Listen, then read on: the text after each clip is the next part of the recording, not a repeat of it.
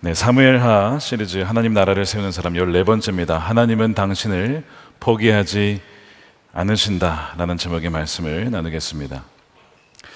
2000년대 초 미국에 거대 에너지 기업이 하나 있었습니다. 엔론이라고 하는 기업인데 그 기업의 회장 케네스 레이라고 하는 분이 계셨습니다. 이분은 그 아버지 부시 대통령과의 친분이 있었기 때문에 거대한 영향력이 있었습니다. 그리고 언론은 그의 아주 혁신적인 리더십을 칭송했죠.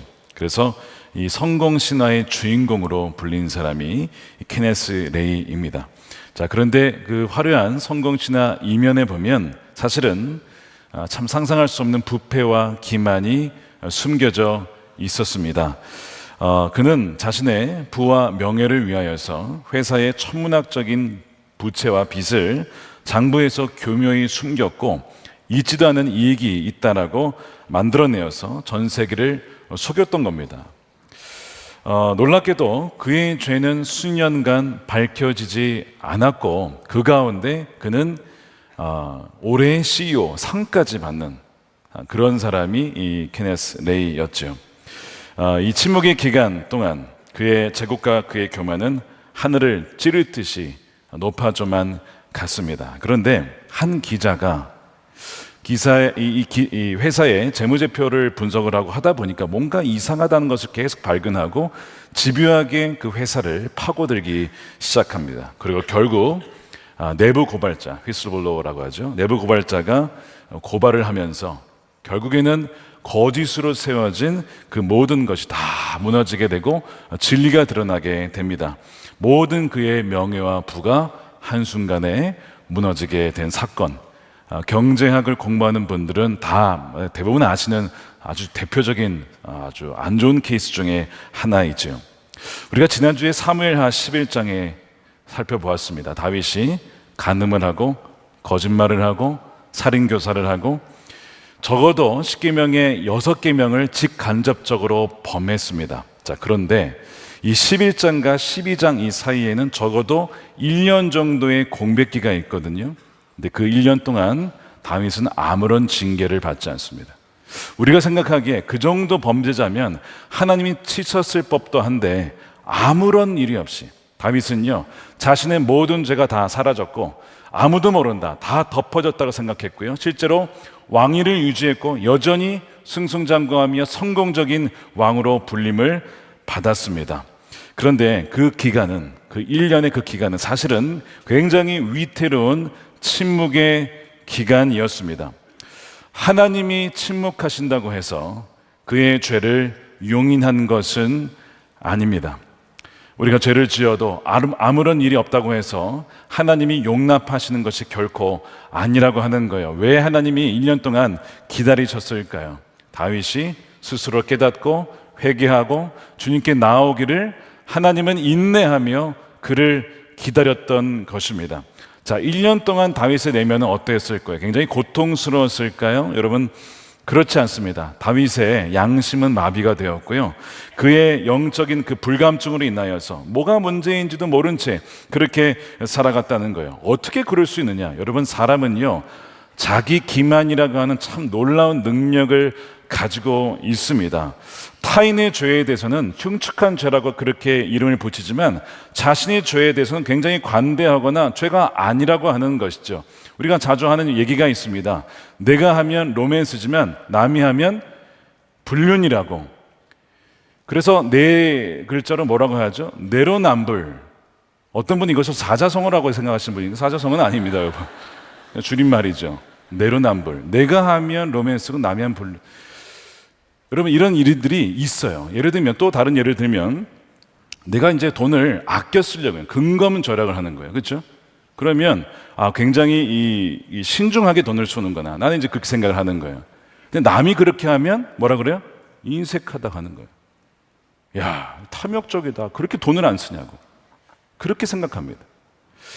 내가 막 화를 내면요, 야, 이거는 진짜 이 정의로운 분노라 이거예요. 이거 불의를 내가 못 보기 때문에 정의로운 분노를 내는 거라고.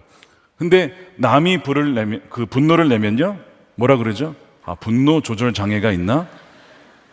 똑같은 것을 내가 하면 괜찮고 남이 하면 문제라고 보는 것, 바로 이것이 인간의 자기 기만이라고 하는 거예요. 다윗이 바로 이런 자기 기만의 문법 속에 살았을 것입니다. 그래서 자신의 행동을 간음이나 거짓이나 살인이라고 하는 죄로 보는 것이 아니라 포장을 하는 것이죠. 내가 힘들게 일했고 외로웠으니까 그 외로운 왕을 위한 어쩔 수 없는 위로가 그 밧세바였다. 국가의 안정을 위해 불가피한 정치적 결단이 우리아의 죽음이었다. 그리고 전쟁을 하다 보면 뭐 죽을 수도 있는 거 아닌가? 안타까운 희생이지 라고 포장을 하는 거예요. 실제는 뭡니까? 죽인 거죠. 그런데 그렇게 포장을 하고 그렇게 본인도 생각을 하는 겁니다. 스스로 양심을 속인 것이죠. 여러분, 자기 기만이 반복되면요, 양심은 완전히 죽습니다. 그리고 영적으로 눈이 감기게 되는 거예요. 민물고기 중에 멕시칸 테트라라고 하는 물고기가 있다고 합니다. 저도 실제로 본 적은 없는데 멕시코와 미국 지역에 산다고 해요. 근데 이 물고기는 동굴에서, 이 빛이 없는 곳에서 오랫동안 사느라 눈이 퇴화가 돼버려요.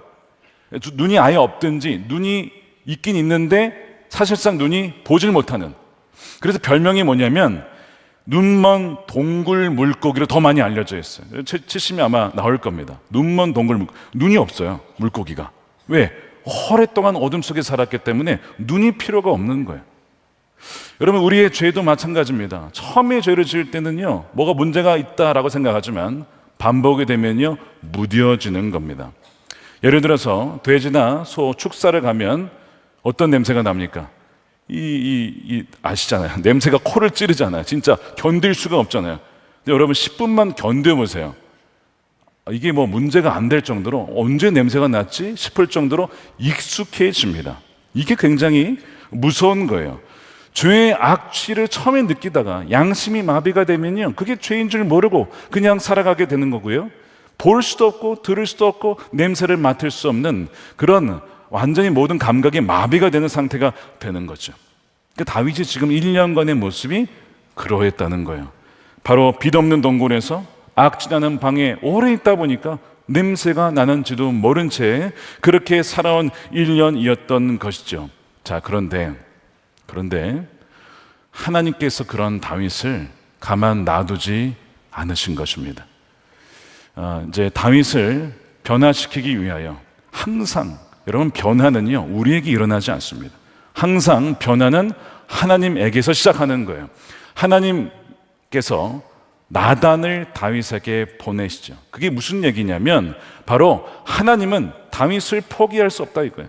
죄로 말미암아 죽어가는 저를 그대로 포기할 수 없어서 추격하셔서 그에게 쫓아가서 찾아내시는 하나님의 은혜를 보여주시는데, 그것이 바로 1절입니다.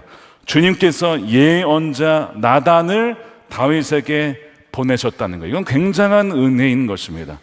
그가 지옥의 구렁텅이로 빠져 들어갈 때에 내버려두지 않고 찾아오시는, 추격해 오시는 하나님의 은혜, 그의 증거가 바로 나단을 다윗에게 보내셨다는 것이죠. 하나님의 부르심을 받고 이 다윗에게 간 나단이 당신이 죄를 지었습니다, 이 가늠한 자, 이렇게 얘기를 하지 않아요. 지금 양심이 마비가 되어 있기 때문에 그렇게 말을 하면요, 반발감을 일으킵니다. 여러분, 갑자기 당신 죄 지었어 그러면 뭐야 당신 이러면서 막 화내지 않겠습니까? 방어 기제가 있어요. 아마 나단이 그렇게 얘기했으면 아마 죽었을 겁니다. 너가 뭔데 나한테 죄가 있다 그래? 이러면서 아마 죽였을 거예요. 지혜롭게 얘기를 하는 거예요. 그래서 마치 다른 사람 이야기인 것 마냥 이야기를 하는 거죠. 여기 이야기의 힘입니다. 이야기의 힘이에요. 부자와 가난한 사람이 있는 거예요. 그리고 그 가난한 사람에게는 어릴 적부터 키워온 암양이 있어 가족과 같이 함께 자랐습니다. 부자에게 한 나그네가 찾아와서 대접을 하려고 하는데, 아니, 부자 가진 것도 많은데, 소도 양도 많은데 그 중에 하나 잡으면 되지만 그것도 아까우니까 탐욕스러운 거죠. 그래서 가난한 자의 암양을 빼앗아다가 그 나그네를 대접했다는 그 이야기를 들려줍니다. 여러분, 이 나단의 비유에서, 이 이야기에서 이 나그네, 찾아온 나그네가 누군지 아십니까? 다윗의 눈을 통해 찾아온 정욕입니다. 정욕이라고 하는 나그네가 다윗의 눈을 통해 그의 영혼에 찾아와서 문을 두드렸잖아요.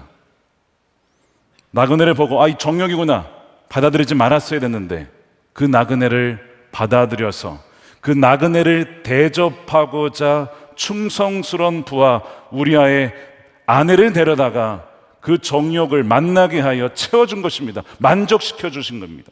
기가 막힌 거죠. 그러니까 이 나단은 의도적으로 나그네를 거기에 넣은 겁니다. 근데 여전히 다윗은 그것을 깨닫지 못하는 거예요. 알지 못합니다. 그 얘기를 들으면서 깨닫지 못하는 거예요. 여러분, 우리의 생각 속에 들어오는 모든 것이 다 우리 생각도 아니고 주님이 주신 생각도 아니고 사탄이 심어주는 바로 사탄이 나그네를 가장해서 들어오는 생각일 수 있어요. 그래서 분별해야 됩니다. 우리가 보고 듣고 우리가 느끼는 것이 혹시 나그네의 형태로 위장하여 우리의 내면의 영혼을 파괴하려고 오는 사탄의 변장이 아닐까를 분별해야 된다는 겁니다. 다윗이 나단의 이야기를 듣는데 화가 나는 거죠. 아니 어떻게 그런 일이 있을 수 있냐라고 막 분노를 하는 것입니다. 그 자신의 그 정욕을 알지 못하고 그 나그네가 정욕인지는 알지 못하고 오히려 악랄함에 그 부자의 악랄함에 분노합니다. 자, 5절 보십시오. 다윗은 그 부자가 못마땅하여 몹시 분개하면서 나단에게 말하였다. 주님께서 확실히 살아계심을 두고서 맹세하지만 그런 일을 한 사람은 죽어야 마땅합니다. 여러분, 율법에 남의 어떤 암양을 빼앗았다고 죽이란 말은 없습니다. 그냥 암양을 갚아주면 돼요. 근데 죽이라고 하는 얘기는 지금 다윗이 굉장히 화가 난 겁니다. 화가 나서 그 의로움에 죽이라고 얘기하는 거예요. 또 그가 그런 일을 하면서도 불쌍히 여기는 마음이 전혀 없었으니 그는 마땅히 그 어린 암양을 4배로 갚아줘야 합니다. 야, 다윗이요, 양심이 마비된 줄 알았더니 그렇지는 않습니다. 뭐가 의로운 일이고 뭐가 불의한 것인지를 잘 분별했어요. 그리고 불의한 일이기 때문에 거기에 거룩한 분노를 낸 것이죠. 그런 부자가 어딨냐고, 당장 죽어야 된다고, 갚아야 된다고 막 얘기를 하는 거예요. 다윗이 양심이 완전히 죽은 건 아니에요. 그렇죠? 그런데 자신을 향해서는 기준이 적용이 안 되는 겁니다. 내가 한 거에 대해서는 기준이 안 되고 다른 사람 한 거에 대해서는 그렇게 지금 악랄하게 악한 것이라고 비난을 하고 있어요. 이것이 자기의라고 하는 맹목성입니다. 나는 의롭고 다른 사람은 악하다라고 보는 것이죠. 다른 사람의 티끌은 보고 내 눈에 들보는 보지 못하는 바로 다윗의 상태인 거예요. 이런 다윗에게 나단이 바로 정면으로 그에게 말씀으로 쫙 선포를 하죠. 바로 당신이 그 사람입니다. You are the man. 당신이 그 악랄한 부자가 바로 당신입니다. 왕이시여, 당신이 그런 짓을 했습니다. 하나님께서 나단을 통해서 하시는 말씀을 잘 들어보면요, 너가 간음을 했구나, 너가 살인을 했구나 이렇게 말하지 않고요, 너가 나를 무시했다, 멸시했다, 나를 업신여겼다라고 하나님은 그렇게 여기십니다. 여러분, 무엇이 하나님의 업신여긴 거죠?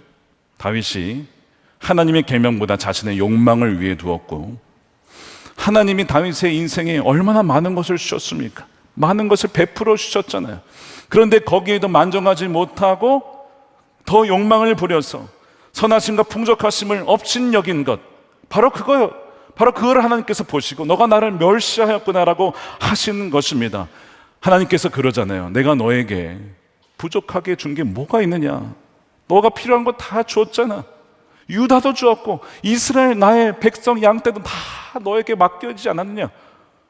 너가 부족하다고 하면 내가 더 줬을 텐데 뭐가 부족하여 어떻게 너의 충성스러운 부하 남의 아내를 빼앗아다가 너에게 찾아온 그 나그네 정욕을 채워줄 수 있느냐?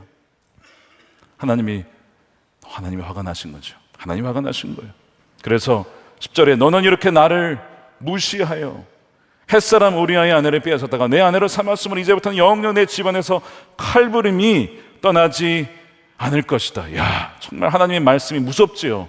비수같이 이 다윗에게 꽂히는 것입니다. 이 선거가 얼마나 무서운 것인지 우리는 좀 잠시 생각해 봐야 됩니다.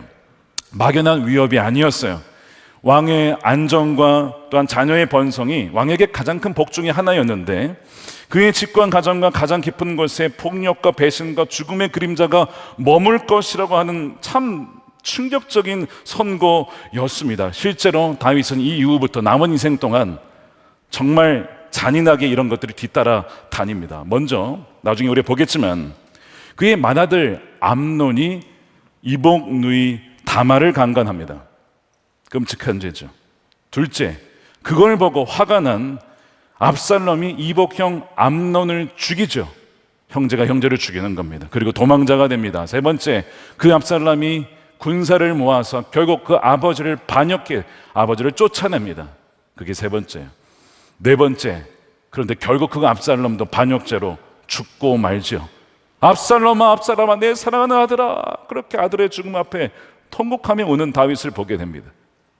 다윗의 아들 4명이 죽습니다. 아까 뭐라고 했습니까? 4배나 갚아주어야 하리라. 그의 말대로 다윗의 아들 4이 죽는 거예요. 여러분, 하나님의 용서는 우리의 죄보다 훨씬 크고 놀랍지만, 그러나 죄의 징계는 결코 가볍지 않습니다. 그러므로 사랑하는 여러분, 부탁드립니다. 결코 죄를 가벼이 여기지 마십시오. 가벼이 여기지 마십시오.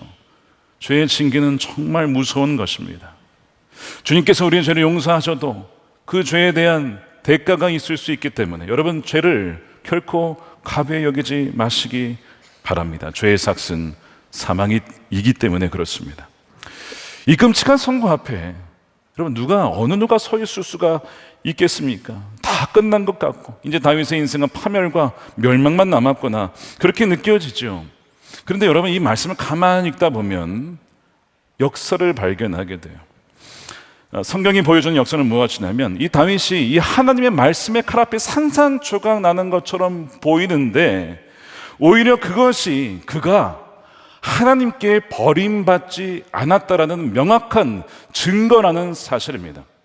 죄를 짓고도 아무런 일이 없는 것이 복이 아니라, 여러분, 죄를 짓고 아무런 일이 없는 것은요, 그건 사생아라는 증거입니다. 버림받았다는 증거예요. 오히려 죄를 짓고 징계를 받는 것이 하나님이 포기하지 않았다라는 명확한 증거입니다. 그러니까 지금 하나님의 징계를 받는 그것이, 하나님께서 나단을 보내셔서 다윗으로 하여금 그 죄를 직면하게 하고, 비록 징계가 있긴 하지만 그렇게 하여 외과 의사의 메스와 같이 그의 심령에, 그의 몸 안에 들어가 있는 그 암덩어리를 수술하는, 괴롭고 고통스럽고 아프지만 그것이 그 사람을 살게 하는 것이에요. 왜? 포기할 수 없으니까.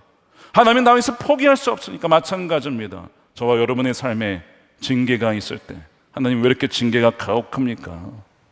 하나님 왜 이렇게 아프게 하십니까? 라고 생각이 들 때가 있죠. 근데 여러분, 공교롭게도, 역설적이게도 그것이 여러분을 사랑하시고 또한 여러분을 포기하지 않는다는 하나님의 징표인 것입니다. 여러분, 다윗이 하나님 앞에 나와서 엎드릴 수 있었던 것은요, 나단이 있었기 때문에, 하나님 보내신 나단이 있었기 때문에, 그래서 다윗이 될 수 있었던 것은 나단이 있었기 때문입니다. 자, 제가 묻겠습니다. 여러분 주위에 이렇게 말씀으로, 하나님의 말씀으로 여러분들을 깨트릴 수 있는 나단과 같은 사람들 있으십니까? 여러분, 있으셔야 돼요. 저에게는 나단이 2명이 있습니다. 한 명은 신나단, 요나단 아니에요. 요나단, 다이코 나단 아니고, 제가 부임하던 2021년에 같이 오셨어요. 야, 하나님 기가 막히게 타이밍을 맞춰 보내주셨어요. 알고 보내신 것 같아요, 하나님께서. 어쨌든 2번째 나단은 저희 집에 살고 있습니다. 이 나단은 제가 하는 일의 거의 90%, 95% 정말 격려해주고 칭찬해주고 기도해주고 그런 분이세요. 그런데 가끔씩 제가 한 일에 대해서 당신이 그 사람이다 이러면서 갑자기 막 선지자로 돌변해요. 아내인 줄 알았는데 선지자야. 막 깜짝깜짝 놀랄 때가 있습니다. 그러면 제가 방어 기제가 있어요. 아니, 당신이 나를 뭘로 보고 그렇게 얘기를 하냐고. 제가 방어를 하거든요. 근데 시간이 지나다 보면 그 말이 맞을 때가 많아요. 맞을 때가 많아요. 내가 그런 사람이지, 내가 그러했지, 내가 그러했구나 깨닫게 됩니다. 그래서 저는 참 감사해요. 거의 24시간 같이 있는 그 나단 선지자로 저는 저희 아내라고 얘기를 할게요. 그냥 저희 아내를 그냥 성도로 봅니다. 저희 집에 성도님이 한 분 같이 사신다. 그래서 그 성도를 실족치 않기 위하여 내가 어떻게 살아야 될까? 물론 주님 앞에 사는 것이지만 정말 그런 마음으로. 그리고 아내가 그런 얘기를 할 때에 성도님이 저에게 사랑하는 마음으로 주신 것처럼 그렇게 받아요. 너무 감사하죠. 그래서 저는 제 자신을 신뢰하지 않을 수 있도록 그 선지자 얘기를 듣다 보면 제 자신을 신뢰할 수 없고요. 또한 제 안에 제가 보지 못하는 죄의 모습을 발견하고 주님, 제가 그렇습니다. 제가 죄인입니다. 그렇게 고백할 때가 참 많이 있습니다. 여러분들에게는 주위에 나단이 있으십니까? 꼭 있으셔야 됩니다. 꼭 있으셔야 돼요.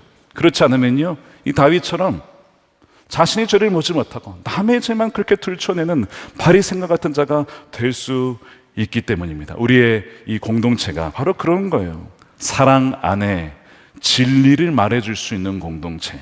그것이 바로 속회 아닙니까? 소그룹 아닙니까? 그냥 진리만 말하면 아프죠. 누가 듣겠습니까? 그런데 눈물로 기도하며 살기를 원하기 때문에 사랑 안에서 진리를 말해야만 자란다고 했어요. 성장한다고 했습니다. 사랑만 있어서도 안 되고 진리만 있어서도 안 되고 사랑 안에 진리를 담아 전할 때에 우리는 서로 우리의 죄를 깨닫고 회개하고 성숙하고 주님을 닮아가게 되는 것입니다. 여러분들에게 꼭 나단이 있게 되기를 축복합니다. 여러분들이 누군가의 또한 나단이 되어 주시기를 축복합니다. 그래서 다윗이 그 나단으로 인하여서 그 말씀 앞에 깨어지는 것은요, 이 저주가 아니고 오히려 하나님이 포기하지 않았다, 하나님이 버리지 않으셨다라고 하는 명확한 증거라고 하는 겁니다. 다윗이 나단의 말을 듣고 나서 그가 어떻게 고백합니까? 자, 13절에 다윗이 나단에게 자박하기를 내가 주님께 죄를 지었습니다 라고 고백하는 거예요. 다윗의 위대한 점은 무엇이냐면 합리화하지 않고요, 변명하지 않습니다. 상황 설명하지 않습니다. 그냥 내가 주님께 죄를 지었다라고 곧장 인정을 하는 것, 이것이 다윗의 위대한 점이에요. 그랬더니 주님께서 임금님의 죄를 용서해 주실 것입니다. 우리가 우리 죄를 고백하면요, 주님은 용서해 주십니다. 자비로운 하나님이시기 때문에 그래요. 우리의 죄를 진실로 고백할 때 주님은 용서해 주신다는 거예요. 그래서 임금님은 죽지는 않으실 것입니다. 이것이 다윗의 인생의 전환점이 됩니다. 완전히 추락할 수 있었던 상황에서 그가 전환할 수 있었던 것은 바로 그가 회개했기 때문이죠. 여러분, 후회와 회개의 차이를 아십니까? 여러분, 후회에서는요, 이런 변화를 받을 수가 없습니다. 성경은 우리에게 두 가지 슬픔이 있다고 말씀하는데 고린도후서 7장 10절에 하나님의 뜻에 맞게 마음 아파하는 것, 이것이 회개입니다. 회개를 하게 하여 구원에 이르게 함으로 구애할 것이 없습니다. 그러나 세상 일로 마음 아파하는 것은 죽음에 이르게 합니다. 어떤 것은 생명으로, 어떤 것은 사망으로 가게 하는 슬픔이 있어요. 여러분, 가룟 유다와 베드로의 차이를 아셔야 돼요. 가룟 유다가 예수님 판 다음에 후회를 합니다. 내가 왜 그런 일을 했지? 내가 잘못했구나. 자기 연민에 빠집니다. 절망에 빠집니다. 결국 스스로 목숨을 끊죠. 그의 회개가 아니었어요. 회개가 아니었기 때문에 죽은 겁니다. 그런데 베드로는 예수님을 3번 부인한 다음에 통곡하여 우는데 도대체 무슨 차이냐? 첫째는 예수님이 그를 위해서 기도하셨고, 또한 두 번째는 베드로의 회개는 주님의 마음을 아프게 했다. 자, 아까 처음에 유다는 자기 자신에게만 향했어요. 그 모든 회개의 방향이 내 자신에게만 향해. 그건 회개가 아닙니다. 진정한 회개는 이 죄가 하나님을 찔렀고 하나님을 아프게 했고 하나님을 반역하게 했다라고 하는 바로 하나님을 향한 회개가 될 때에 그것이 진정한 회개가 되는 것이죠. 그래서 이 다윗의 회개도 그러했다는 겁니다. 사울과 다윗의 차이도 똑같아요. 사울은 후회만 했고 회개를 하지 않습니다. 변명을 합니다. 근데 다윗은 곧장 내가 주님께 범죄했다라고 고백을 하고 있잖아요.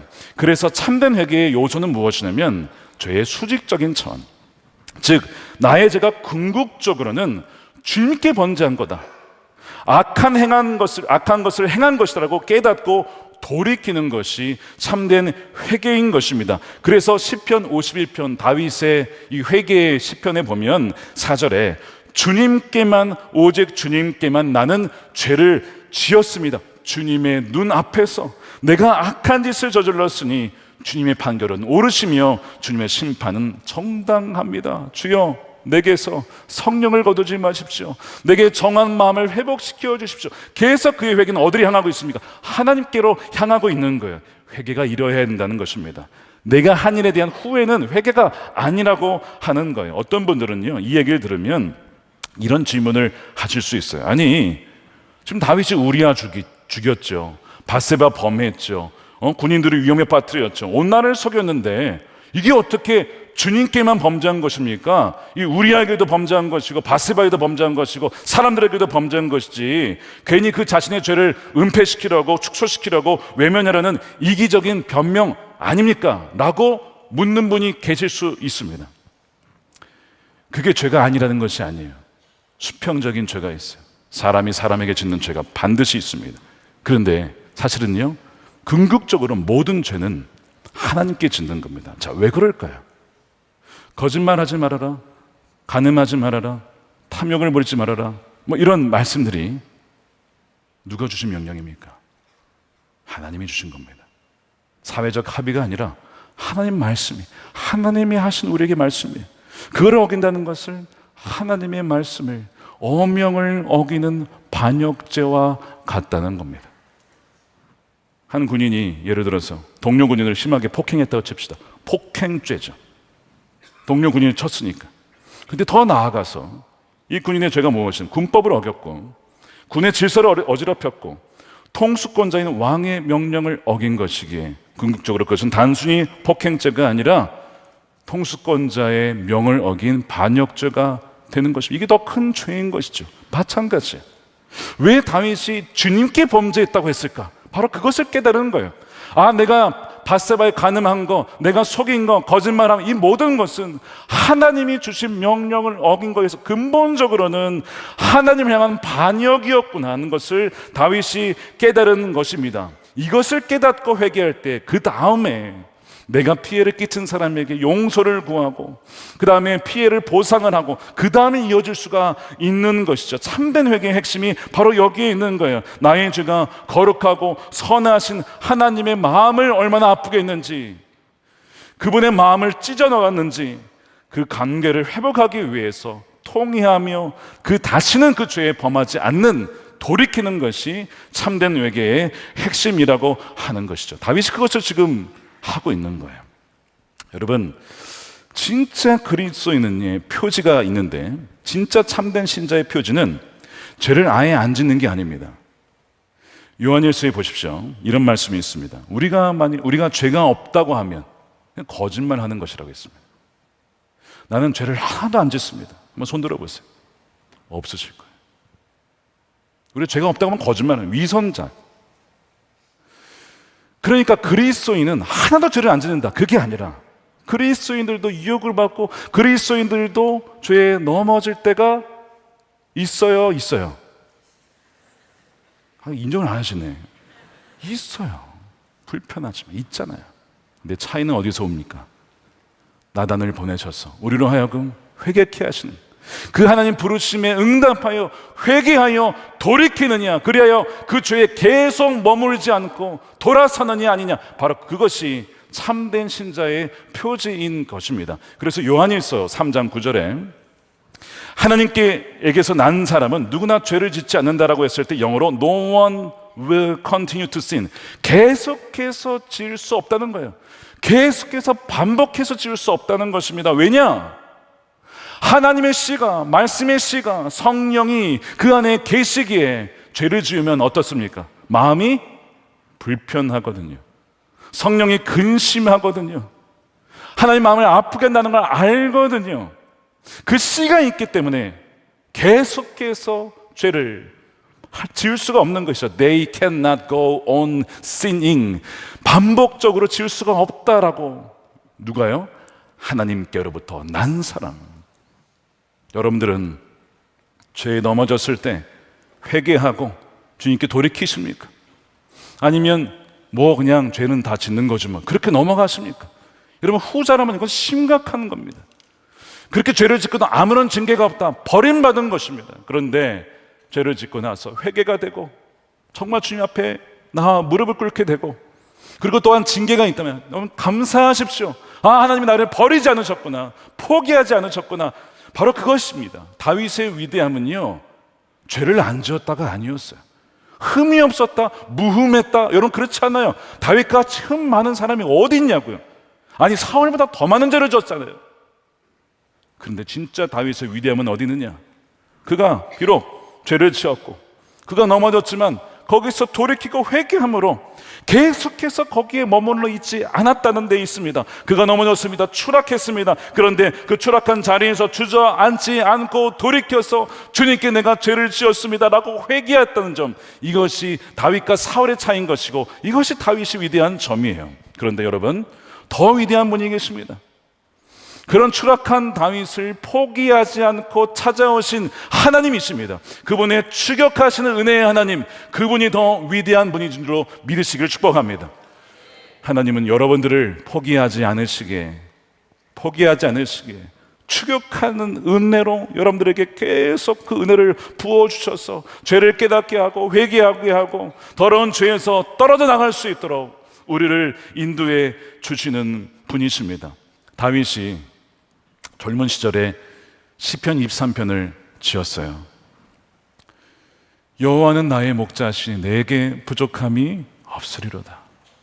그가 그렇게 살았다가 부족하다고 하여 그 여인을 뺏고 말았죠. 그 뒤에 고백 중에 이런 고백이 있어요. 6절에 진실로 주님의 선하심과 인자하심이 내가 사는 날 동안 정녕 나를 따르리니. 여러분 이게 무슨 말인지 아십니까? 주님의 선하심과 인자하심은요 헤세드잖아요. 포기하지 않는 사랑이잖아요. 근데 그 사랑이 나를 어떻게 한다고? 따라온답니다. 이 따라온다라고 하는 단어가 원어로 라디프거든요. 라디프. 근데 여기에 어떤 의미가 있냐면 추격하다, 쫓다, 심지어 사냥하다, 이런 의미도 있어요. 하나님께서 그의 은혜로 그에게 추격하여. 왜요?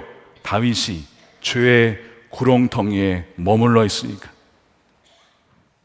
죄의 덤불 속에 숨어 살고 있으니까, 어둠의 덩굴 속에 숨어서 볼 수가 없는 상태가 되어버렸으니, 하나님 버리셨으면요 그냥 너 그렇게 살아라, 너 그러다 지옥 가라, 내버려 뒀겠죠. 근데 어떤 하나님이라고요? 선하심과 인자하심이 평생 나를 따라오시는 그 하나님, 굳이 나를 찾아오셔서 살리시겠다고 나단을 보내시는 그 하나님, 정녕 나를 따르리니. 그가 그게 고백한 대로 하나님이 정말 그렇게 죄 중에 파묻혀 살던 다윗에게 버리지 않고 찾아오셔서 추격하셔서 그에게 찾아오신 거예요. 그리고 목자에겐 뭐가 있습니까? 지팡이와 막대기가 있어요. 지팡이로는 처박혀 있는 양을 건져내고, 막대기로는 쳐서 의의 길로 생명의 길로 가도록 치는 그 막대기가 있는 것이죠. 때로는 쳐서라도 징계해서라도 너가 살기를 원한다, 너가 이대로 죄에 죽기를 원치 않는다라고 하셔서 주님이 그 막대기를 사용하시는 거예요. 여러분 아프십니까? 힘드십니까? 그런데 주님, 우리가 이렇게 고백해야 돼요. 주의 선하심과 인자하심이 나를 따라와 주시니 감사합니다. 나를 내버려 두지 않으시니 감사합니다. 그것이 하나님의 사랑입니다. 주님 감사합니다. 다윗이 그렇게 고백을 하는 거잖아요. 19세기 영국의 시인 프랜시스 톰슨이 천국의 사냥개라는 시를 지었어요. 어떤 사람이 하나님으로부터 막 도망을 치는 거예요. 쾌락을 쫓아서, 이생 돈을 쫓아서 하나님 피해서 막 도망가는데 누가 막 쫓아와요. 이 사람을 계속 도망가는데 어디를 피하든 그 발소리가 계속 끊이지 않고 계속 추격해 옵니다. 끈질기게 뒤찾아 옵니다. 결국에 그가 모든 것을 잃고 막다른 길에서 붙들리게 돼요. 그리고 한 음성을 듣게 되죠. 처음에는 나를 파멸시키는 추적인 줄 알았는데 알고 보니 그게 아니에요. 정반대였어요. 이런 음성이 들려옵니다. 너의 모든 것을 가져간 것은 바로 나다. 너가 나 외에 다른 곳에서 만족을 찾지 못하게 하려 함이라. 어리석고 눈먼 자여, 내가 그토록 찾아 헤매던 사랑이 바로 나니라. 바로 추격해 오신 분이 하나님이셨어요. 추격해 오시는 천국의 사냥개를 보내셔서 죽이려 든 게 아니라 우리를 살리시기 위하여, 그래서 그것을 천국의 사냥개라고 이름을 지은 것입니다. 하나님은 나단을 통해 다윗을 추격하셔서 그 은혜를 부어주셨어요.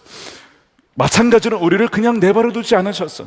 우리가 세상의 거짓된 것들에 안주하지 못하도록 우리의 삶을 뒤흔들어서라도 우리를 찾아오시는 사랑이 바로 하나님의 사랑입니다. 하나님은 여러분들을 포기하지 않은 줄을 여러분 믿으시길 축복합니다. 하나님은 헤세드의 사랑이기 때문에 그래요. 이 이야기가 이 징계로 끝나지 않습니다. 그럼 너무 가슴 아팠을 것 같아요. 징계 다음엔 언제나 새로운 회복과 시작이 있습니다. 비록 바세바 사이에서 태어난 아들은 죽고 맙니다. 다윗이 금식하며 살려주기를 원했지만 결국 죽어요. 그러나 하나님께서는 그 바세바 사이에서 새로운 생명을 주십니다. 솔로몬 이름이 바로 평화라는 뜻을 갖고 있어요. 근데 하나님은 거기서 멈추지 않고 나단을 이번에 다시 보내셔서 솔로몬이 태어난 이후에 그 솔로몬의 두 번째 이름을 지어주시죠. 바로 여디디야. 무슨 뜻인지 아시죠? 여호와께 사랑받는 자라는 뜻입니다. 왜 이 이름을 지어주셨을까요? 다윗아, 너가 실패했고 죄악에 무너졌음에도 불구하고 내가 이 아이를 사랑하고 너를 사랑한다. 너의 가정을 향한 나의 언약을 계속 이어갈 거야. 너와 나의 관계는 계약 관계 아니고 언약 관계니까, 관계에 헌신한 것이니까, 너를 포기하지 않으니까 내가 너희를 용서했을 뿐만 아니라 여전히 변함없이 너희를 사랑한다. 너는 내게 사랑받는 자야. 그것이 여디디아입니다. 여러분들은 주 예수 그리스도 안에서 사랑받는 여디디아입니다. 사랑받는 여디디아예요. 우리가 어떻게 사실은 이 은혜를 누릴 수가 있습니까? 하나님께 반역한 죄인인데 자격이 없죠. 그런데 그 근거는 오늘 나단의 비유에 등장합니다. 나단의 비유에 어린 암양이 등장합니다. 그 암양은 밧세바를 상징하는 것이죠. 그런데 성경 전체의 빛으로 보게 되면 더 위대한 분을 가리키고 있어요. 죄와 그 욕망이라는 나그네를 대접하기 위하여 무고하게 우리 대신 죽으신 사랑받는 하나님의 아들 예수 그리스도이십니다. 비록 다윗은 자신의 죄의 대가를 내 아들의 희생을 통해서 받게 되지만 주 예수 그리스도의 안에 있는 자들은 우리가 받을 그 모든 저주와 그 모든 죽음을 누가 받으신 것입니까? 우리 주 예수님께서 받으신 것입니다. 여러분, 이것이 복음이고 이것이 기쁜 소식이에요. 오늘 2부의 예배 때 오늘 처음 예배 나오시고 예수님 안 믿는 분이 오셨어요. 근데 안 믿는 분인데 눈물을 흘리시면서 예수님을 믿고 싶다는 거예요. 제가 그분에게 복음을 설명해 드렸습니다. 바로 오늘 말씀대로 여디디야, 당신은 하나님의 사랑받는 딸입니다. 당신을 위해 주님이 죽으셨습니다. 사망 가운데 갈 수 있었던 우리를 추격하여 오신 분이 주님이시고, 지금 성도님이, 여자 성도님께서 오신 것은 우연이 아니라 주님께서 붙잡아 주셔서 오늘 이곳까지 온 것입니다.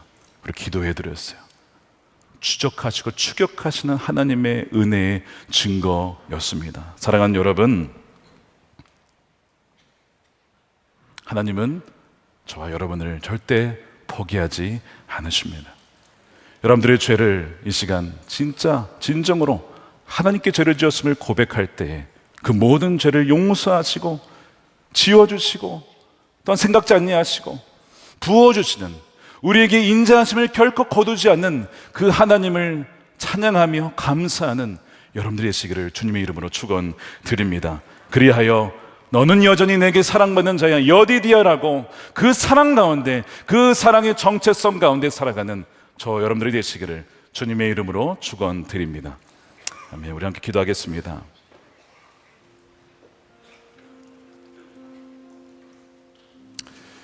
자, 이 시간 우리가 두 가지 놓고 기도했으면 좋겠습니다. 먼저 첫 번째는 우리가 인정했으면 좋겠어요. 주님, 우리가 바로 그 사람입니다. 우리가 바로 그 사람입니다. 남의 죄는 잘 보면서 내가 하면 괜찮다라고 정말 내로남불 같은 그런 마음을 가진 사람이 내 자신임을 이 시간 고백했으면 좋겠어요. 여러분, 말씀은요 다른 사람을 위해 준 게 아니라 여러분 나 자신에게 주신 거예요. 이 다른 사람 얘기할 거 하나도 없습니다.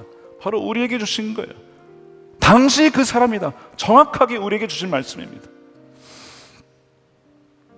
다른 사람에 대한 기준은 높고 나에 대해서는 관대하는 것이 우리의 모습인데, 주님, 이 시간 우리의 이런 자기의 의를 고백할 때에 우리의 죄도 고백하지만 우리의 의로움, 자기 의도 고백해야 됩니다. 어떻게 보면 죄보다 더 무서운 것이 자기 의죠.